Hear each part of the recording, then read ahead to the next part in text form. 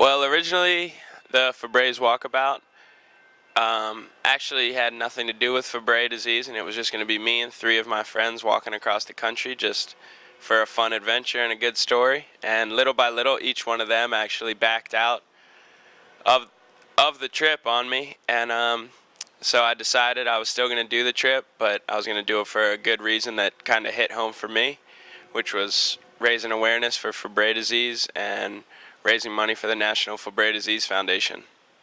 I was in some pretty bad winter storms and getting a lot of snow on multiple occasions and walking through the mountains in between Virginia, North Carolina, and Tennessee.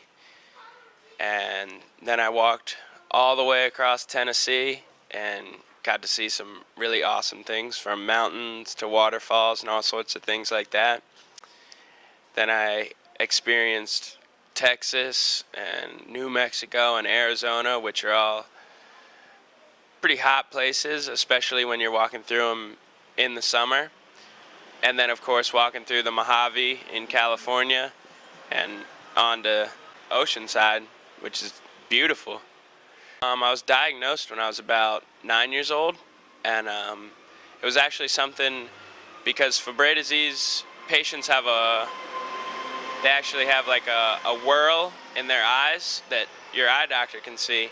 And my mom was helping build a playground at my elementary school. She got a splinter in her eye, and when she went into the eye doctor, luckily he knew about it. And as soon as he saw it, he was like, "I'm not 100% sure, but I'm going to send you to a specialist and get you checked out." And she went to the specialist, and they took her blood and found out she did have Fabry disease. And since it's a genetic disease, they tested my brother and I, and both of us had it as well. I'm ending about 2 blocks that way at noon. Gonna have some friends there, my family there, and jump in the ocean. Party. It's my birthday today.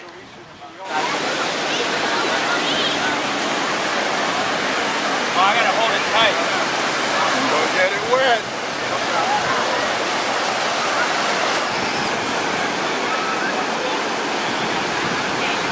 I actually paid for the trip. I've